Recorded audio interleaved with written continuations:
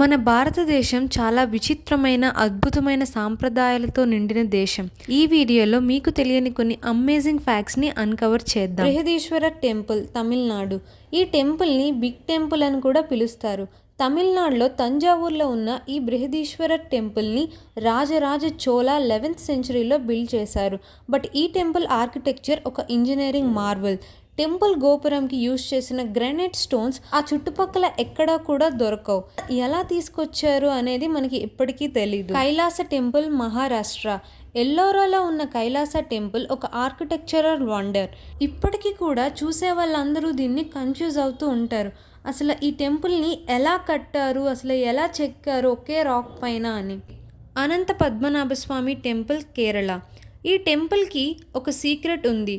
కేరళలో ఉన్న అనంత పద్మనాభ స్వామి టెంపుల్ మన కల్చర్లో one of the richest temple. ఈ టెంపుల్లో 6 గదులు ఉంటాయి. ఏ నుండి ఎఫ్ అని పిలుస్తారు. 6 గదుల్లో 5 గదుల్ని తెరిచారు.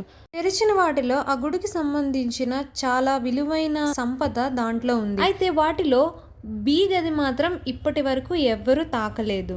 అది ఒకటి దేవతల ఆశీర్వాదంతో కాపాడుతుందనే నమ్మకం, ఇంకొకటి అది తెరిస్తే శాపం మనపై పడుతుందని చెబుతూ ఉంటారు. బి గదికి ఉన్న మిస్టరీ ఇంతవరకు ఎవరికీ తెలీదు. ఆ బి వాల్ట్లో బంగారం, వజ్రాలు, అలానే ఇంకా చాలా ఆభరణాలు ఉంటాయని అందరూ అనుకుంటారు. కానీ దాన్ని ఓపెన్ చేసే సాహసం మాత్రం ఇప్పటి వరకు ఎవరూ చెయ్యాలి అనుకోలేదు. విరూపాక్ష టెంపుల్, కర్ణాటక.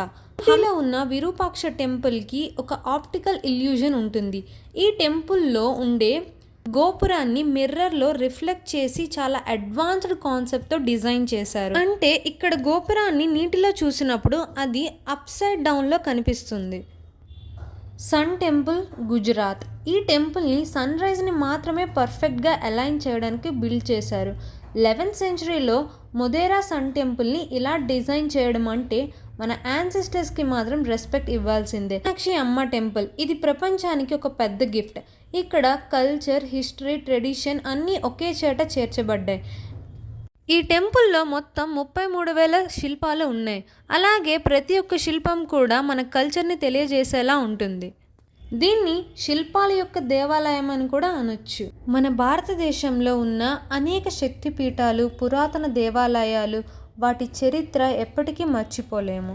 ఇవన్నీ మనకి స్పిరిచువాలిటీ, అలాగే మన పూర్వీకుల గొప్పతనాన్ని తెలియజేసేలా ఉంటాయి.